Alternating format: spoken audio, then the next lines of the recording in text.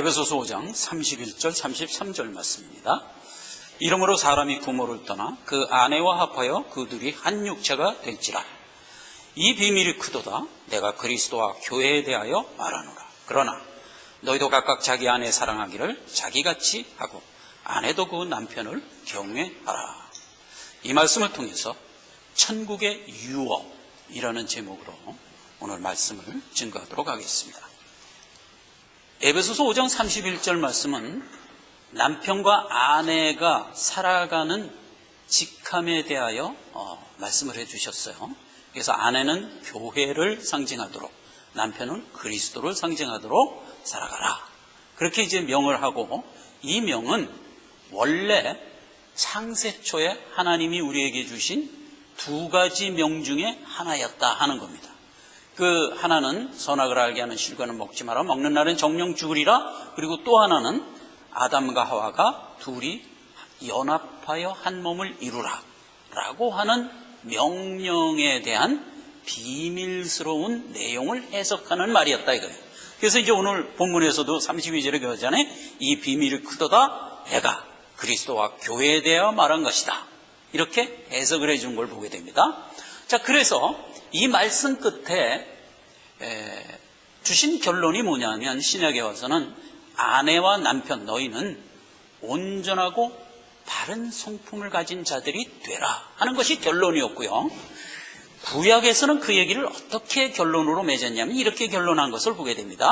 창세기 2장 마지막 부분에 가면 이러므로 아내와 남편이 그 부모를 떠나 둘이 연합하여 한 몸을 이루라 이렇게 명령을 하고 마지막 결론을 어떻게 내리냐면 아담과 그 아내 두 사람이 벌거벗었으나 부끄러워 아니하니라 이런 결론으로 이르게 되는 겁니다. 자, 이게 무슨 얘기냐 하는 것이죠. 부끄러워 아니한다. 한 몸이 됐어요. 한 몸이 됐는데 부끄러워 아니하다 하는 얘기는 그리스도와 교회의 관계에 대한 얘기였습니다.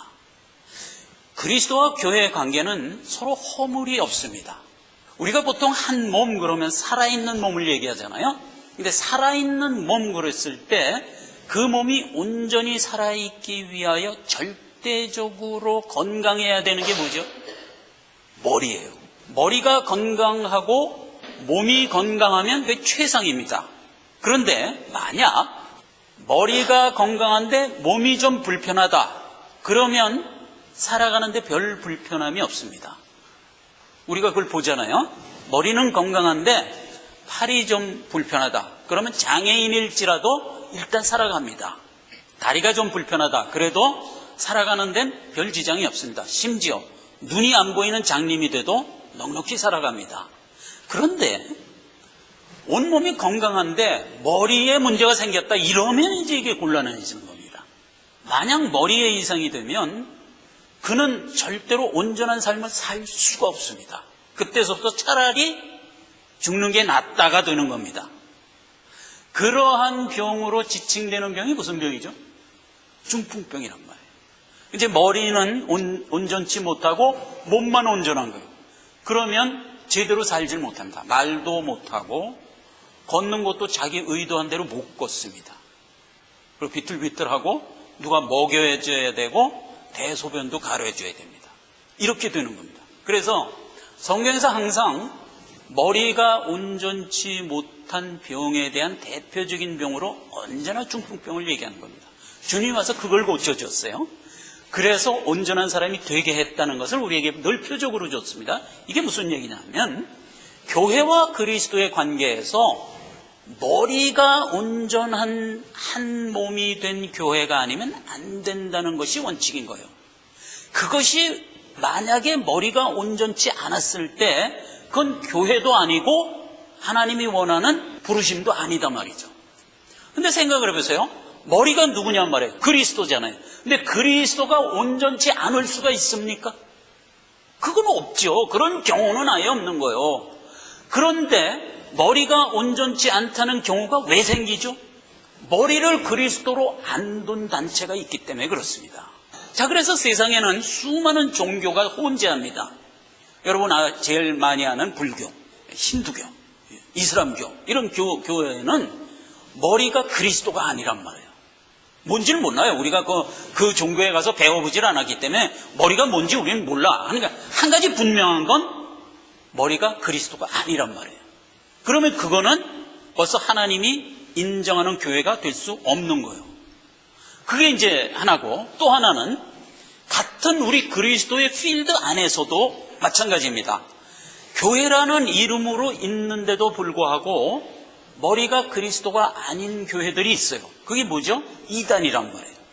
이단에 가보면 머리가 분명한 그리스도가 아니에요. 그리스도라는 건 사실 어떻게 보면 간단한 거예요. 성경에도 그렇잖아요. 천하 인간에게 너에게 구원을 줄 이름을 예수 외에 준 적이 없다고 그랬거든요.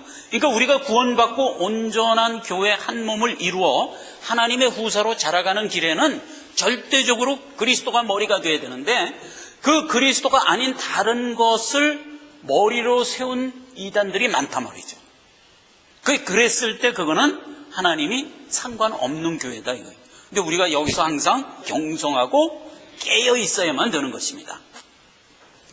골로새서 1장 18절에 보면 그 머리와 몸의 관계를 이렇게 얘기했습니다.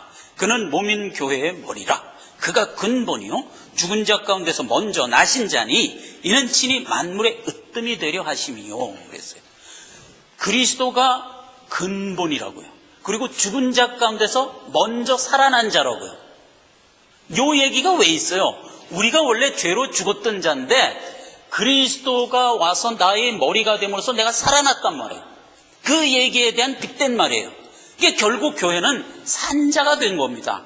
그리스도라는 온전한 머리가 와서 내 부족한 몸이 붙어서 완성을 향해 나아가고 있는 거란 말이에요. 그래서 골로새서 2장 19절에 보면 그 얘기가 이렇게 연결되는 걸 보게 됩니다. 머리를 붙들지 않으면 안 된다 이거예요. 반드시 머리를 붙들어라 이거예요. 그래서 온몸이 머리로 말미암아 마디와 힘줄로 공급함을 얻고 연합하여 하나님이 자라게 하심으로 자라는 자가 되어야 된다. 이게 이제 교회를 향한 성경적 명의인 것입니다. 반드시 머리는 그리스도여야 되는 거예요. 요한복음 15장 2절에 보면 무릇 제대로 된 교회가 훌륭하게 자라나서 하나님이 원하는 의의 열매를 맺으며 살아가는 자가 되기 위해서는 어떻게 해야 되느냐 하는 얘기를 이렇게 기록하고 있어요. 무엇을 빗대어 얘기하냐면 포도나무와 가지를 놓고 빗대어서 얘기합니다. 무릇 내게서 과실을 맺지 아니하는 가지는 하나님께서 이를 제하여 버리시고 무릇 과실을 맺는 가지는 더 과실을 맺게 하려 하여 이를 깨끗게 하시느니라. 그래서 예수 그리스도는 참 포도나무라고 한다면 우리는 거기에 붙은 가지다 이거예요. 근데 가지가 만일 포도나무에 붙어있지 아니하면 어떻게 된다? 길에 버리워 말라지나니 사람들이 이것을 주워다가 불에 넣어 사르느니라. 그러니까 아무짝에도 쓸데없는 거예요. 그런데 가지가 포도나무에 붙어있으면 이는 절로 과실을 맺는다고요. 그렇죠? 나무로부터 진액을 공급받아 절로 과실을 맺는다고요. 이게 조금 전에 읽은 골로새서 1장 18절이에요. 2장 19절 말씀이잖아요. 하나님을 마디와 공급으로 인하여 영향을 주심으로 우리가 자라느니라 하는 얘기란 말이죠. 그래서 이제 우리가 포도나무와 가지의 관계로 설명을 하고 있는 걸 보게 됩니다. 요한일서 1장 9절에 보면 이 얘기가 조금 더 진전해서 나온 얘기를 보게 됩니다. 우리가 육신을 갖고 이 땅을 살아갑니다. 근데 하나님이 이 땅을 살아가는 동안 일부러 육신 속에 우리를 넣어줬다고 그랬잖아요. 근데 육신은 죄의 성품을 가진 존재입니다. 육신은. 근데 나중에 우리가 이제 완성이 되면 이 육신이 신령한 몸으로 바뀌어질 거예요. 그때까지 하나님이 우리 육신의 성경 속에 우리를 넣어서 살아가도록 우리의 수완을 이끌어 가는 겁니다. 이 과정에서 우리에게 뭘 하라는 거죠? 그 육신의 죄된 성품 속에서 하나님을 따라가는 성화의 삶을 살라는 거잖아요. 그 성화의 삶을 살면서 육신의 성정이 항상 육신이 원하는 걸 우리에게 요구해요. 그 육신의 원하는 대로 하다 보면 어떤 모습이 되냐면 육신의 열매를 거두게 돼요. 근데 육신의 열매가 뭐라고 그랬어요, 성경? 성경은 항상 이게 성품적으로 얘기를 합니다. 물리적으로 얘기하는 게 아닙니다. 그러니까 육신의 열매가 뭐냐 하는 걸 성경에서 얘기하면 참을 때 안 참은 것. 이게 육신의 열매예요.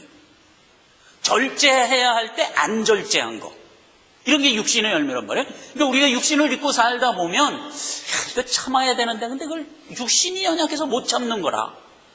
또 육신이 연약해서 분을 좀 자제해야 되는데 못 자제하고 터뜨렸다든가 이런 육신의 성정들을 자꾸 보이면서 산단 말이에요. 그때 성경은 우리에게 뭐라고 명해요? 그 육신의 성정이 네 속에서 그렇게 자꾸 나오거들랑 그거를 영의 소욕으로 눌러라 이거예요. 눌러라. 그래서 뒤로 하고 제끼고 누르고 해서 영이 원하는 소욕으로 바꿔라 이거예요. 그 얘기가 뭐예요? 반대되는 얘기잖아요. 분을 내야 할 때 분을 사귀고 안 내는 쪽으로 한번 이겨봐라 이거예요. 이렇게 우리에게 명하는 거거든요. 절제를 해야 될 때 절제를 한번 딱 해봐라 이거예요. 근데 절제가 안 되죠. 우리가 참 그거 하고 싶은데 어떻게 절제가 돼요? 그런데도 불구하고 한번 절제를 해봐라 이런 얘기잖아요. 이렇게 자꾸 성품적으로 얘기하는 겁니다. 그래서 육의 성품이냐 영의 성품이냐를 갖고 우리가 늘 싸우며 살아가는 게 이게 우리의 성화생활이에요. 이건 신자에게만 있는 갈등이에요. 불신자에게 이 갈등이 없어요. 처음부터. 왜 없죠? 육신의 성정대로 자기는 끝까지 사니까. 그러니까 그거 하지 말라고 누군가가 누르는 존재가 없단 말이에요. 우리만 있는 거예요. 우리만 영의 소욕이 있기 때문에 육신의 성정을 자꾸 견제하고 누르려는 속성이 우리 속에 있는 거예요. 그렇게 해서 우리가 100% 이기나요? 아니죠. 상당 부분을 져요. 육신의 소욕에 자꾸 져요. 그래 꼭 지금 절제했으면 좋겠는데 하나님 입장에서 보면 절제했으면 좋겠는데 절제를 못하는 거예요. 못하고 저질러 버려. 이러면서 살아간단 말이에요. 그러니까 내 심령은 속이 상한 거예요. 이걸 내가 못 이겼구나. 그런 마음을 갖고 주일날 주님께 오는 겁니다. 와서 주여 내가 이렇게 제대로 신앙생활 하지 못하고 왔습니다 하고 머리를 조아릴 때 예수님이 무슨 일을 하시냐 그 얘기예요. 그때 예수님은 우리가 죄가 없다고 얘기하면 거짓말하는 자라는 거예요. 어떻게 육신을 입고 사는데 육신의 성정이 없다 할 수 있냔 말이에요. 그러니까 육신의 성정이 없다고 하면 그건 거짓말하는 자라니까요.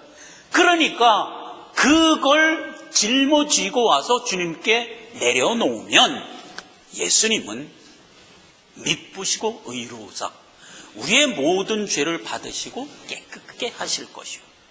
그게 신자들이 날마다 주께 와서 자기를 주께 드리는 거예요. 주님이 우리에게 뭘 받기를 원해요?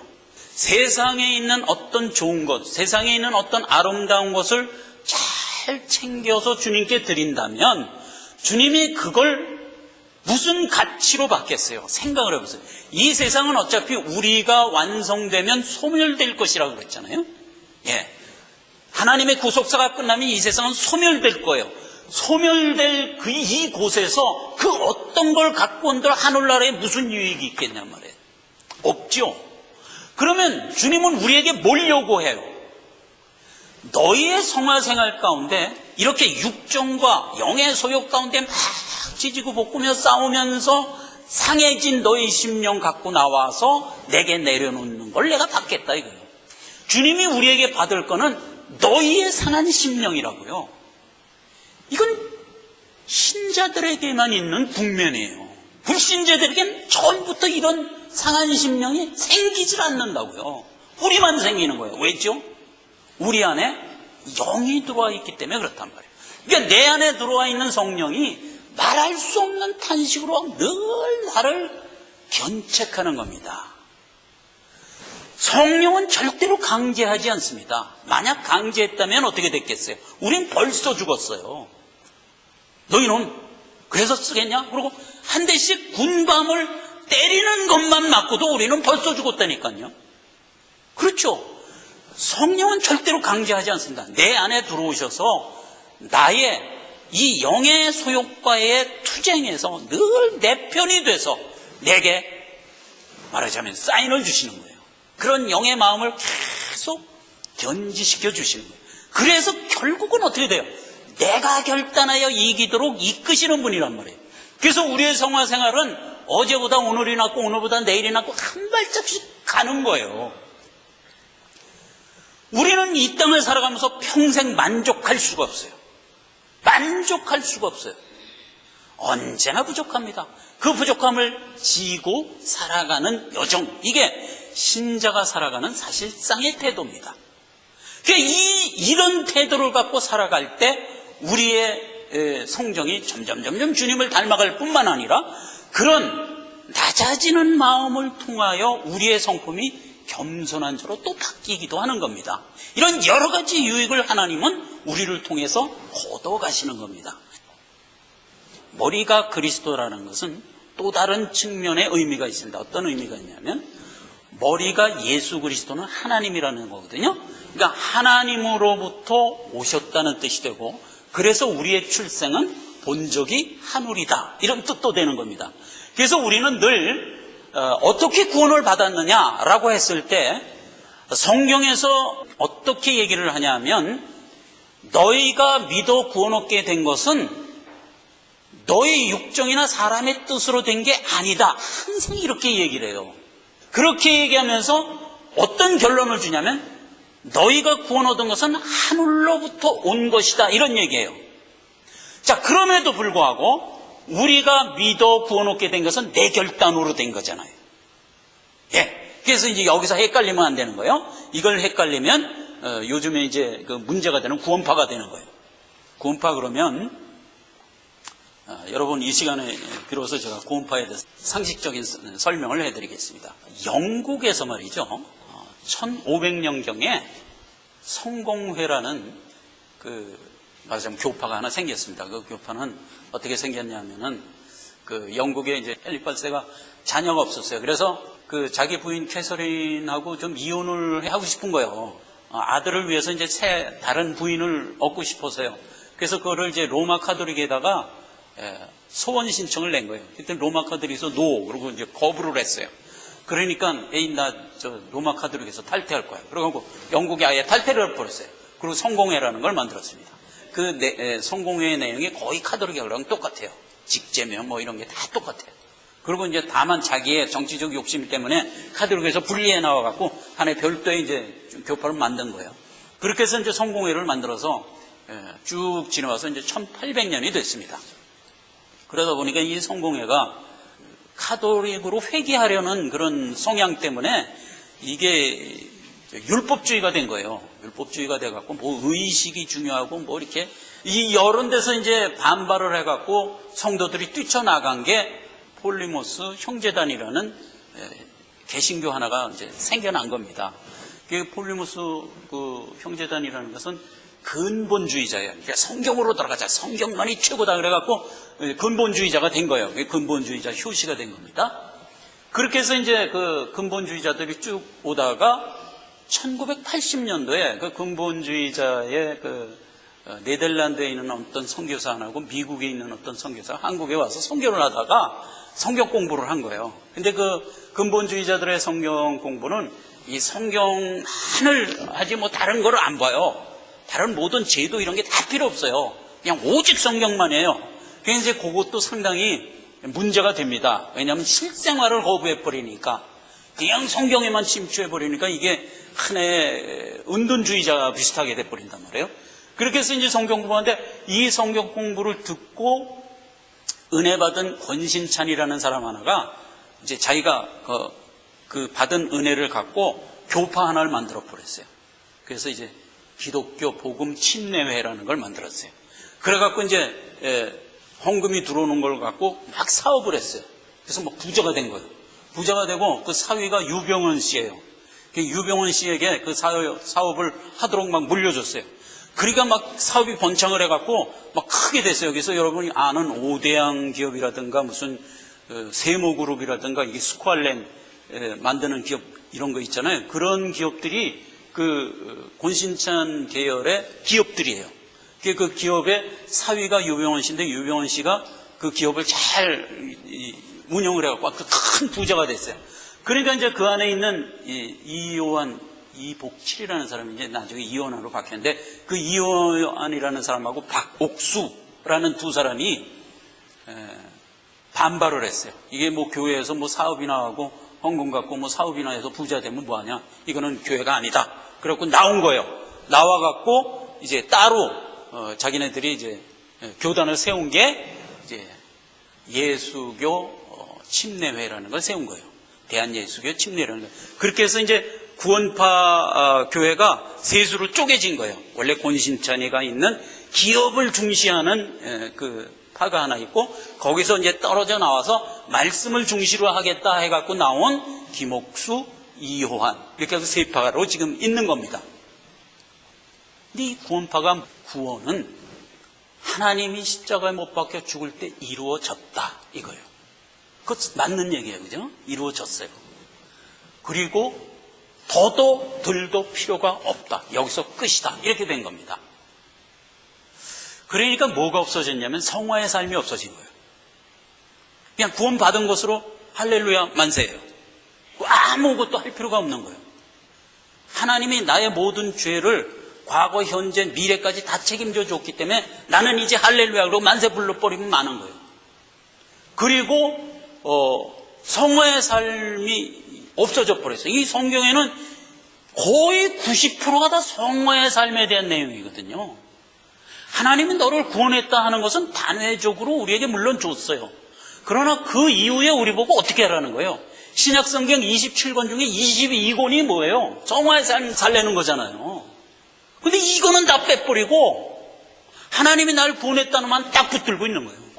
우리가 죄를 진 거는 죄 진 게 아니다. 뭐 이런 이상한 궤변이 막 나오기 시작한 거예요. 우리가 이제 완벽한 이제 하나님의 아들이 됐으니까 우리는 이 땅을 즐기며 살면 된다. 이렇게 돼버린 거예요. 그러니까 이제 이 타교단에서 이렇게 보니까 안 되겠거든. 도저히 안 되겠거든. 그게 이단 규정해버린 거예요. 그게 이단이 된 겁니다. 이게 그 구원파입니다. 하나님이 우리를 구원했다는 것은 십자가 대속으로 우리의 의지와 우리의 노력으로 구원 얻은 게 아닌 것만은 분명합니다. 그러나 구원에 대해서 우리가 분명히 알아야 되는 것은 그렇게 우리를 생명 가진 자로 사망에서 생명으로 옮긴 하나님의 즉각적인 구원이라는 게 있어요. 그 구원을 통해서 우리가 구원받으면 그 다음에 우리를 어떻게 한다? 우리의 수한 동안을 살아가면서 하나님의 성품으로 자라가는 교회 생활을 하라는 겁니다. 그래서 늘 하나님이 우리를 온전하고 제대로 된 영의 성품의 열매를 거두게 하기 위해서 어떻게 한다고 그랬어요? 요한복음에 늘 깨끗게 한다고 그랬어요. 늘 깨끗게. 그 다음에 요한일서 1장 9절에 뭐라고 그랬어요? 늘 말씀으로 우리에게 공급해 주신다고 그랬어요. 말씀에 의지하여 남은 여생을 살아가는 것, 이게 성화의 삶이란 말이에요. 하나님은 우리를 왜 구원해 줬겠어요? 왜? 이거 하라고 구원해 준 거란 말이에요. 이거 하라고. 그래서 우리 성품 주님 닮아서 제대로 되고 바른 하나님의 성품이 돼서 네 수완이 마칠 때쯤 돼서는 네가 완성돼서 훌륭한 인격자가 돼서 내 아버지의 나라에 오라는 거거든요. 그래 오면 어떻게 되냐?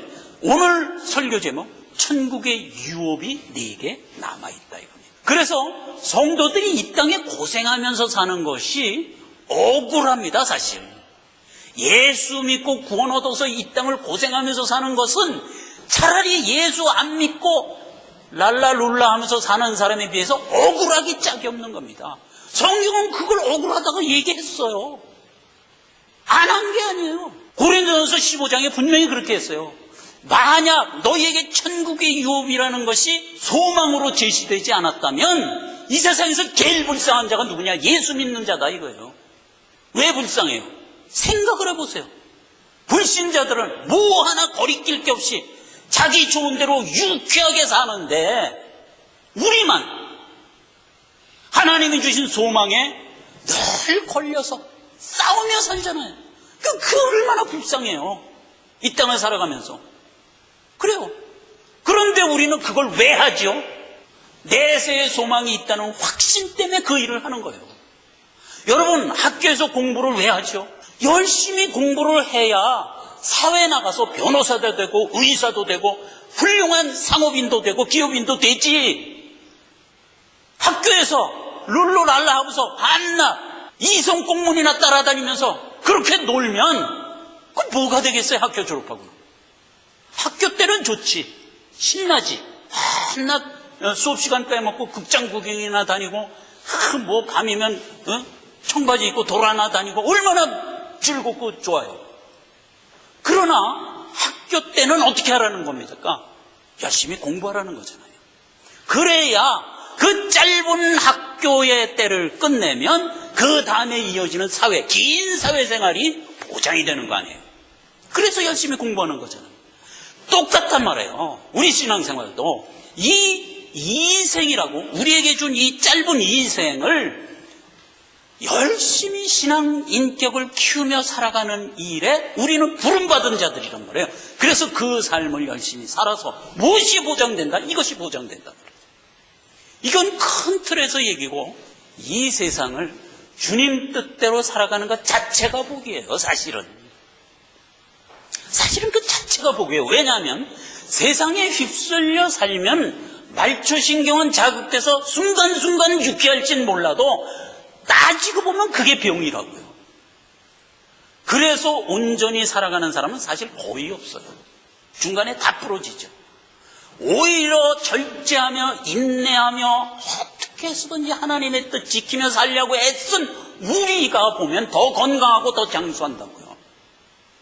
그거는 사실 아닌 것 같아도 그게 복이에요. 그래요. 그런데 이제 오늘 살펴보고자 하는 것은 천국의 유업이에요. 우리가 이 부분을 분명하고 확실하게 알지 않으면 이 땅을 살아가는 것이 다만 인내요, 다만 급기가 돼요. 그럼 더 힘들어요. 우리가 믿음 갖고 살지만 난 천국에 대해서 잘 몰라. 하나님이 이때니까 있는 줄 알고 사는 거야. 그냥 이 정도로 끝나면 안 돼요. 천국의 유업에 대해서 확실한 확신을 갖고 비전을 갖고 있어야 돼요. 근데 성경은 그것에 대한 비전을 분명하게 얘기하거든요. 그러니까 이걸 알아야 된다. 이걸. 오늘 제가 이 부분을 조금 소개를 하려고 하는 겁니다.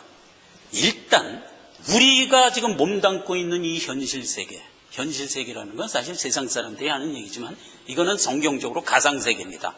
이 세계는 헛된 것이라고 성경은 누차 얘기합니다. 전도서 1장 2절에 보면 전도사가 가로되 헛되고 헛되며 헛되고 헛되니 모든 것이 헛되도다. 이건 세상을 향한 정의입니다. 이게 세상은 어차피 헛된 것입니다. 왜 헛되냐? 영원히 존재할 게 아니라는 점에서 1차적으로 헛된 겁니다. 야고보서 4장 14절에는 내일 일을 너희가 알지 못하는도다. 너희 생명이 무엇이뇨? 잠깐 보이다 없어지는 안개니라. 그래서 우리가 사는 이 삶은 사실상 영원히 지속될 수 없는 잠깐 보이다 없어지는 안개와 같은 존재입니다. 여기에서 우리가 분명히 아는 것은 시간도 짧을 뿐만 아니라 우리의 삶 자체가 안개라는 것에 주목하시기 바랍니다.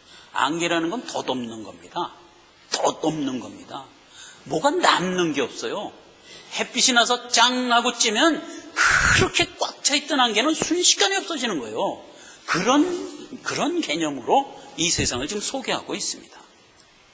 고린도서 15장 19절에는 조금 전에도 제가 얘기했지만 만일 그리스도 안에서 우리의 바라는 것이 다만 이생뿐이면 모든 사람 가운데 그리스도인 만큼 불쌍한 자가 없다 그랬어요. 이 땅을 고생하면서 사는 것 자체에 대하여 우리에게 소망을 주는 말이라고요. 고린도서 4장 18절에 보면 우리의 돌아보는 것은 보이지 않는 것이니 보이는 것은 잠깐이요 보이지 않는 것은 영원함이라 해서 우리가 지금 보는 이 세상은 잠깐이지만 보이지 않는 약속된 저 세상은 영원하다. 이렇게 해서 가상과 현실에 대해서 분명히 얘기해 주고 있습니다. 그럼 무엇이 가상이죠? 우리가 사는 이 땅이 가상이에요. 무엇이 현실입니까? 우리가 갈 나의 본향이 사실상은 현실이에요. 성경은 그걸 집요하게 설명하고 있어요. 보이는 것이 다가 아니다. 그건 잠깐이다. 보이지 않는, 너희가 지금 못 보고 있는 저것이 진짜다. 그 얘기를 하는 거예요. 히브리서 11장 3절에 믿음으로 모든 세계가 하나님 말씀으로 지어진 줄 우리가 아나니 보이는 것은 나타난 것으로 말미암아 된 게 아니다. 그 얘기예요.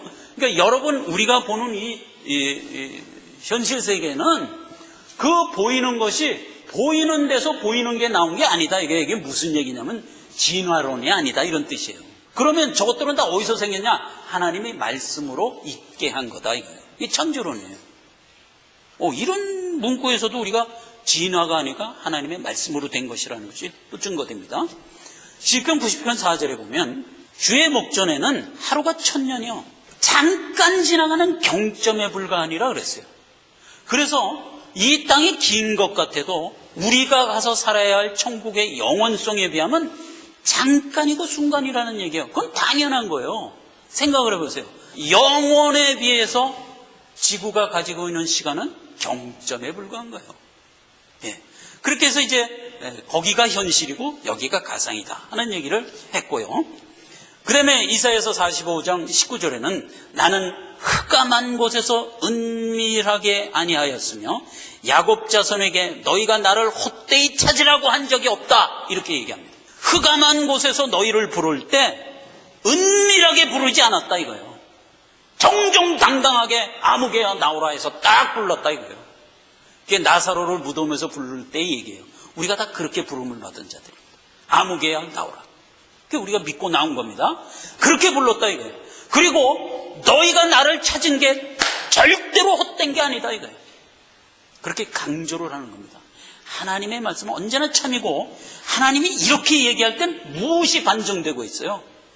자꾸 의심하고 이거 뭐 말씀은 그렇게 하는데 내가 정말 믿어도 되나? 자꾸 이러지 말라 이거예요. 내가 너희에게 준 말은 진짜며 반드시 이루어지는 것이다. 이게 참이다. 너희가 보는 이 진짜 같은 이 세상이 오히려 없어질 것이다 이거예요. 그 얘기를 집요하게 하는 겁니다. 우리가 그렇게 부름받은 자들입니다. 예수님이 공생의 3년을 하면서 우리에게 저쪽에 있는 모양을 가끔 설명을 많이 해주셨어요. 그런데 무엇을 더 많이 했냐면 지옥을 더 많이 설명했어요. 사실은 예수님이 천국과 지옥에 대해서 지옥을 한 10번 말씀하셨으면 천국은 한 2번밖에 말씀 안 하셨어요. 천국에 대해서는 성경이 가급적 얘기를 안 하는 주입니다. 그걸 천국을 우리한테 확 보여주고 믿어라 그러면 안 믿을 사람 하나도 없죠. 그렇게 하면 성품 제대로 키워서 데려갈 수가 없어요. 콩이나 팥이나 다 믿고 오기 때문에 그렇게 해갖고는 제대로 된 자기 백성 만들 수가 없어요. 그래서 일부러 안 보여주시는 것 같아요. 그러나 지옥에 대해서는 많이 얘기를 합니다. 예수님이 여러 번 얘기했습니다. 그래서 천국에 대해서 아주 아끼면서 했던 얘기 몇 가지를 우리가 확인해 보자고요. 예수님이 자기 제자들을 불러 앉혀놓고 이렇게 얘기한 것을 주목하시기 바랍니다. 요한복음 14장 1절 이하의 말씀입니다. 내 아버지 집에 거할 것이 많도다. 그렇지 않으면 너에게 일렀으리라. 내가 너희를 위하여 처소를 예비하러 가노니 가서 너희를 위하여 처소를 예비하면 내가 다시 와서 너희를 내게로 영접하여 나 있는 곳에 너희도 있게 하리라. 이렇게 분명히 얘기했어요. 만약 그렇지 않으면 너에게 일렀으리라요. 이런 부연 설명이 왜 필요해요? 자꾸 안 믿으니까 하는 소리예요. 만약 그게 아니었다면 너에게 그게 아니라고 분명히 얘기했을 것이다 이거예요. 그게 사실이기 때문에 너에게 얘기하는 것이다. 다시 얘기한다. 내가 가서 너희를 위하여 처소를 예배하러 가노니 가서 처소를 예비하면 내가 다시 와서 너희를 내게로 영접하여 나 있는 곳에 너희도 있게 하리라. 이렇게 분명히 얘기했어요. 그러니까 우리의 가야 할 처소 본향에는 예수 그리스도가 우리가 있어야 할 처소를 지금 예비하고 계시고 있단 말이에요. 고린도후서 1장 1절로 4절에는 사도 바울의 증거가 이렇게 나옵니다. 사도 바울을 잠시 죽었었어요. 사도 바울이 폭도들의 돌에 맞서 잠시 죽었었어요. 그때 하나님이 사도 바울을, 신학자들은 그때라고 생각합니다. 그때 이제 사도 바울을 천국으로 데려간 거예요. 사도 바울이 천국을 뜩 가본 거예요. 셋째 하늘까지 올라간 겁니다. 가서 거기 있는 걸 다 보고 내려왔어요. 근데 사도 바울이 신약 성경을 반 이상을 사도 바울이 썼어요. 근데 사도 바울이 자기가 보고 온 천국에 대해서 한마디도 설명을 안 했어요. 그리고 뭐라고만 얘기했냐면 그 소리 한마디만 했어요. 이게 오히려 더 강력한 임팩트를 우리에게 줍니다. 사도 바울이 천국 가서 다 보고 사람이 가히 필솔로 말할 수 없는 곳이로다. 이 말만 딱 하고 말았어요. 이게 우리가 갈 천국입니다. 사도 바울이 그래서 천국에 대해서 내가 그 본 것을 가히 사람의 입으로 얘기할 수 없는 그것을 너희에게 말을 하지 않겠다 이거예요. 왜냐? 너희가 그것을 제대로 소화하지 못할 걸 내가 알기 때문에 차라리 말 않겠다 그랬어요. 그렇게 얘기한 것이 천국이에요. 계시록 21장 4절에 보면 천국을 이렇게 표현한 장면이 나옵니다. 모든 눈물을 그네서 씻기시며 다시 사망이 없고 애통하는 것이나 곡하는 것이나 아픈 것이 다시 있지 아니할 것이요 처음 것들이 다 지나갔습니다. 그래요. 그러니까 천국에 뭐가 없다? 없는 것을 주로 얘기했어요. 애통하는 게 없고 사망이 없고 고통이 없고 슬픔이 없어요. 그럼 나머지는 다 있다 이거예요. 어떤 콘텐츠가 많으면 그것을 설명하는 방법에 이런 부정형 설명 방법이 가장 좋습니다. 야, 우리 집에 가면 없는 것 없이 다 있어. 그렇게 설명하는 방법을 천국을 설명할 때 썼다는 얘기예요. 왜 이렇게 썼을 수밖에 없냐? 천국을 설명하는데 있는 것을 하나하나 나열하는 식으로 설명을 하다가는 몇 년쯤 걸릴 것 같습니까? 영원토록 걸립니다. 100년이 문제가 아니라 영원토록 걸립니다. 그렇게 해서 천국에 있는 것을 일일이 서술하여 우리에게 알려주려면 영혼이 필요합니다. 그러니까 그렇게 설명할 수가 없는 거예요. 그러니까 반대로 설명하는 거예요. 부정형 방법이 그래서 필요한 거예요. 거기는 사망이 없고 애통하는 것이 없고 곡하는 것이 없고 아픔이 없는 곳, 그리고 나머지는 다 있는 곳, 이렇게 되는 겁니다. 계시록에 가면 천국의 내용을 살짝 맛을 보여줬어요. 20절에 보면 이렇게 기록되는 걸 보게 됩니다. 길 가운데 흐르더라. 강 좌우에 생명나무가 있어 12가지 실과를 맺되 달마다 그 실과를 맺히고 그 나무 잎사귀들은 만국을 소송하기 위하여 있더라. 생명강이 보좌에서 흘러나옵니다. 유리바다같이 이렇게 깨끗한 강이 흘러나오는데 그 강가에 생명나무 실과가 쫙 열려 있어요. 그런데 그 생명나무 실과에 과일이 열리는데 각 나무마다 과일이 달마다 열리더라. 여러분, 우리 이 땅에서 과일나무에 과일이 1년에 한 번씩 열리잖아요. 그래도 얼마나 풍성해요. 그죠? 가을이 되면 온갖 과일이 풍성하게 와요. 근데 천국 가면은 달마다 과일이 열리니 얼마나 풍성하겠습니까? 그렇게 열린다고 그랬어요. 그런데 더욱 놀라운 것은 그 과일의 맛이 얼마나 좋을 것인가라는 설명을 감히 못하는 거예요. 그리고 어떻게 설명을 했냐면 그 과일나무에 달린 잎만 갖고도 천국에 있는 만국이 소생되리라 그랬어요. 미루어 짐작할 수 있잖아요. 그죠? 잎하고만 갖고도 그 천국에 있는 만물이 소생된다면 그 열매는 오죽하겠습니까? 그렇잖아요. 그렇게 설명하고 있는 거예요. 계시록 21장 21절에 보면 성곽에 대한 설명을 이렇게 합니다. 그 12문은 12진주는 문마다 진주의 성의 길은 맑은 정금이로다. 우리가 이 땅에서 이제 길을 봅니다. 길은 뭐예요? 요즘엔 뭐 이제 문명세계니까 아스팔트가 깔려있지만 옛날엔 길은 뭐예요? 흙이죠, 흙. 흙이고 돌멩이들이 있고. 그 길이에요. 그런데 이제 세상의 길에서 깔려있는 길의 그 흙과 돌은 아주 흔한 거잖아요. 그런데 천국은 그 흔한 길이 뭐로 돼 있다? 정금으로 돼 있다. 그러면 여기서 이제 무슨 얘기가 되냐면 거기만이 가장 귀하고 차원 높은 곳이다라는 설명이 될 수가 있는 거예요. 이 땅에서과 자갈과 돌이 가장 천하고 흔한 거가 길 위에 있는 그거라면 천국은 그 가장 천하고 흔한 것이 정금으로 돼 있다라면 그 격의 차이가 얼마나 큰 건지가 미루어 짐작하지 않습니까? 그런 것이단 말이죠. 그 천국을 우리에게 주셨다 하는 얘기입니다. 자, 천국에 가면 아까도 얘기했다시피 사망과 고통과 애통하는 것이나 아픔만 없고 다 있어요. 그러면 한번 우리 보고 이미지네이션을 하라는 겁니다. 성경은 오히려 우리에게 그렇게 명하는 겁니다. 그러면 여러분 좋아하는 게 뭐 있어요? 저 같은 경우는 캐딜락 차가 그렇게 좋아. 그래서 천국에 가면 캐딜락 차 있을까요? 이렇게 이제 질문을 하는 거예요. 근데 우리 손녀딸한테 물어보면 천국 가면 아이스크림도 있나요? 이렇게 물을 거예요. 분명히 있단 말이에요. 그런 얘기예요. 지금 있다는 얘기예요. 여러분도 좋아하는 걸 다 각자 상상을 하고 그게 천국에 있을까? 있단 말이에요. 여러분 친구들끼리 모이면 우리는 이제 가족이 모이면 고스톱 칩니다. 얼마나 재밌는지 몰라요. 허리가 끊어져요. 얼마나 깔깔거리고 웃는지. 그게 재밌어요. 천국 가도 고스톱 게임이 있을까요? 있습니다. 있어요. 아까 뭐라 그랬어요? 애통하는 것과 슬픔과 고통과 사망만 없고 다 있다 그랬잖아요. 그러니까 당연히 있는 거예요. 천국을 몽환적이고 어떤 개념적인 곳이라고 생각하지 마시기 바란다 이겁니다. 천국은 지극히 현실적인 것입니다. 다 있습니다. 전부 다 있습니다. 뭐만 없다? 사망과 고통과 애통과 죽음만 없다. 다 있습니다. 그곳을 우리가 갈 겁니다. 그런데 그곳에 우리가 어떤 자격으로 가죠? 하나님이 주인이신데 그 주인의 아들 자격으로 가는 겁니다. 그리고 우리에게 어떤 직함을 줬다고 그랬죠? 베드로 전서 3장 9절에 왕 같은 제사장으로 주셨단 말이죠. 그러니까 우리가 거기 가면 그 모든 콘텐츠를 관리하고 다스릴 자로 가는 겁니다. 그래서 온전하고 바른 인격자로 성장하는 것이 필요한 겁니다. 천국에 그냥 맹하니 그냥 있다가 가면 안 되는 이유입니다. 그래서 여기서 열심히 내 인격 신앙을 키우고 닦아서 훌륭한 인격자가 돼야 되는 이유입니다.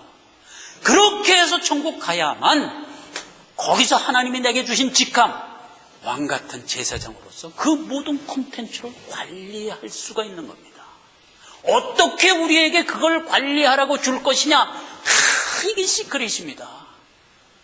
우리 모든 천국의 백성들이 가면 얼마나 많겠습니까? 천국엔 뭐라고 그랬죠? 성경에 바다의 모래알보다 많고 하늘의 별보다 많고 땅의 티끌보다 많으리라 그랬어요. 그러니까 굉장히 많은 주의 백성들이 이제 천국에 올 겁니다. 왜 이렇게 많겠어요? 인류 역사 6,000년 동안에 예수 믿는 사람 다 오니까 그렇게 많을 수밖에 없잖아요. 그렇게 많은 사람이 올 겁니다. 그 많은 사람들을 오면 그냥 무분별하게 꽉 풀어놓고 네 맘대로 살아라 이럴 것 같습니까? 아니요. 그 얘기가 어디 있냐? 여호수아서 15장 이하에 보면 조직적으로 배부하는 장면을 보게 됩니다. 각 지파별로, 각 가족별로 성을 하나씩 나눠주더라 이 말이에요. 예? 그 천국의 그 수많은 콘텐츠를 하나님이 쫙 제비 뽑아서 전부 지파별로 나눠주는데 그 지파에선 또 가족별로 전부 나눠줄 거예요. 그러면 우리가 받을 기업이 무엇일 건가를 한번 여러분 각자가 생각해 보세요. 여러분 이 땅을 살면서 어떤 페이버리스를 갖고 살았나요? 아마도 그것과 연관될 거라고 난 생각합니다. 그래서 우리 가정에 대해서 한번 생각해 봤어요. 우리 집사람하고 저하고는 역마살이 있겠어요. 그래서 여행 가는 걸 그렇게 좋아해요. 여행 가는 걸 그렇게 좋아해요. 그래서 교회하고 우리 집까지 오는데 1시간 반 걸리는데 차만 타면 할렐루야 신이 나는 거야. 이거 못 말리는 역마살이니까요. 차만 타면 할렐루야. 왜 그렇게 좋은지 몰라. 운전하면서 둘이 드론드론 얘기하면서 여기까지 오는데 한 10분밖에 안 걸려. 그렇게 역마살이 있다고 우리는. 그래서 그냥 여행 가는 게 그렇게 좋은 거예요. 그런데요, 제가 45년 전에 예수 믿고 지금까지 한 번도 주일날 놀아보질 못했어요. 그 좋아하는 여행을 한 번도 가본 적이 없어요. 현직에 있을 때도요, 주일날은 교회 가야 되니까 언제 가는 줄 아십니까? 3.1절 날이 월요일이면 그날 가는 거예요.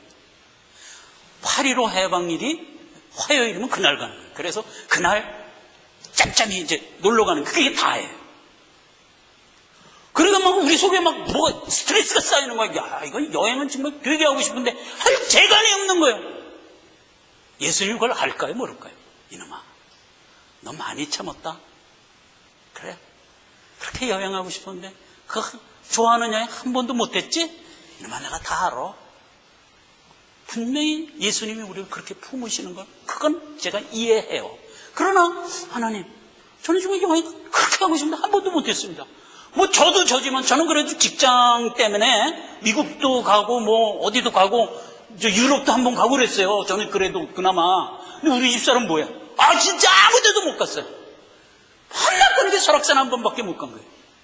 너무 불쌍해요. 주님이 그거 아실까요? 분명히 아시지. 천국 가면 나는 이런 상상을 해봅니다. 너 세상 살면서 참 수고했다. 너 정말 네 하고 싶은 거 그렇게 절제하면서 못했지? 이놈아, 내가 다 안다. 이리 와. 내가 너한테 줄 기업 보여줄게. 할렐루야 여행사. 천국 가면 우리가 여행사 사장 되는 것 같아. 막 그런 기업을 주지 않을까 생각합니다. 천국 가면 다 있습니다. 우리 지구에 있는 모든 시스템보다 훨씬 더 진화된 시스템으로 분명히 현실 세계가 거기 있습니다. 황금마차 한 70대 10만 평쯤 된 대지에 쫙 큰 건물 하나 있고 뜩 들어가 보니까 사장 안인수, 부사장 안무상 딱 있는 거예요. 우리 여행사에. 가이드를 써야 되는데 가이드 누구 쓸까? 이렇게 보니까 예수 믿고 하나도 성화의 삶 살지 못하고 죽은 사람들이 천국 가보니 꽤 돼. 여러분 아시는 사람 누구 있어요? 십자가 옆에 강도. 십자가에서 예수 믿어서 십자가에서 죽으면서 주여 네 예수 믿습니다. 이게 예수님 오셔서 너 구원받았다. 그 사람은 지금 천국 가 있습니다. 근데 성화의 삶은 하나도 못 살았어. 그러니까 어떻게 돼? 인격은 그냥 강도인 채로 간 거예요 거기. 겨우 구원받아갖고 간 거예요. 그 사람에게 무슨 기업 주겠어요? 기업 줄 게 마땅치 않습니다. 너 저기 가면 안인수 무슨 할렐루야 여행사 있어. 거기 가서 가야 돼. 이렇게 이러실 거라고. 분명히 그런 사람이 있을 거라고요. 이렇게 해서 우리가 유업을 받습니다. 어떤 유업을 받을지는 여러분 다 각자 상상해 보시죠. 내가 어떤 유업을 받을까? 가서 그 유업 받아서 여기서 갈고 닦은 신앙 인격 갖고 그 유업을 훌륭하게 운영할 겁니다. 여러분 넉넉히 운영할 겁니다. 하나님 그렇게 운영하기 위해서 달마다 시마다 침상칠 틈을 주지 않고 우리를 훈련시켰잖아요. 왜요? 이거 너희 것이니까. 그걸 주님이 아니까. 그렇게 해서 우리를 훈련시켜서 천국에 데려갈 겁니다. 자, 이 얘기가 제가 이미지네이션에서 만든 얘기만은 아닌 게 베드로후서 3장 7장에 이렇게 기록된 걸 보면 알게 됩니다. 제가 읽습니다. 남편 된 자들아, 이와 같이 지식을 따라 너희 아내와 동거하고 저는 더 연약한 그릇이요 또 생명의 은혜를 유업으로 함께 받을 자로 알아 귀히 여기라. 이는 너희 기도가 막히지 않게 하려. 남편에게 이렇게 명하는 겁니다. 아내야, 내가 함께 살고 있는 아내는 연약하고 유약하다. 그러니까 품고 꼭 한 몸이 되어서 살아라. 너희가 천국 오면 유업을 함께 받을 자니라. 이렇게 되는 겁니다. 내 아내와 내가 천국 가서 유업을 함께 받을 겁니다. 지난 시간에도 우리가 얘기했죠. 이곳에서의 성징은 이곳에서만 준 하나님의 성향이에요. 거기 가면 성징 다 없어진다 그랬어요. 남성, 여성이라는 성징 자체가 없어집니다. 우리 본래의 모습으로 돌아갑니다. 가서 하나님이 주실 기업 받아서 거기서 둘이 파트너가 되는 겁니다. 여기서 남편과 아내로 산 것이 헛된 게 아닙니다.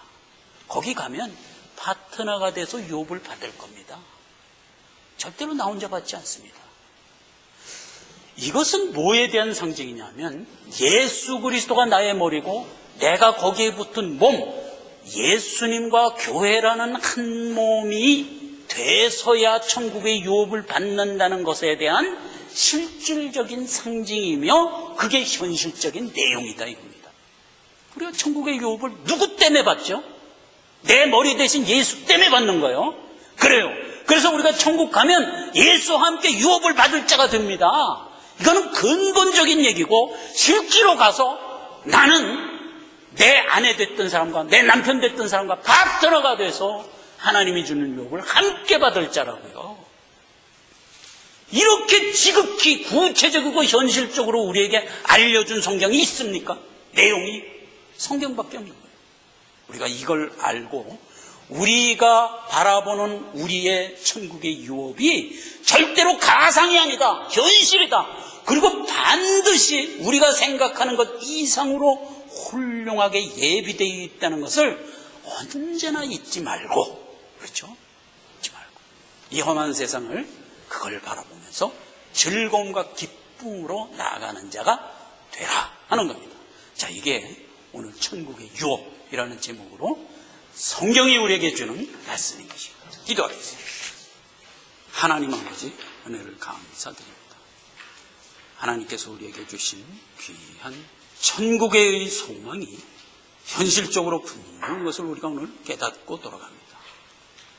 이 귀한 우리의 소망이 불갑을 이루어질 것이며 하나님이 우리에게 언약하고 약속한 것이므로 참인 것을 압니다.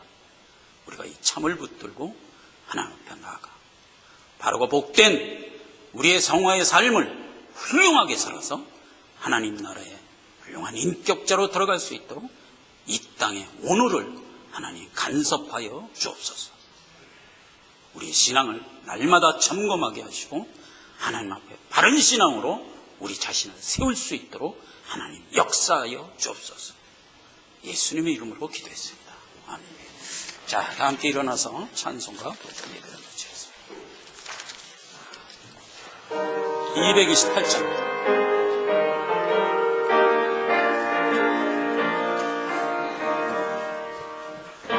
좋은 낙원 이르니 내 기쁨하니 없도다. 이 세상 추운 일기가 화창한 봄날 때도다. 영화롭다 낙원이여 이 산 위에서 보니 먼 바다 건너 있는지 주 예비하신 곳일세. 그 화려하게 지은 곳 영원한 내 집이로다. 이곳과 저곳 멀지 않다. 주의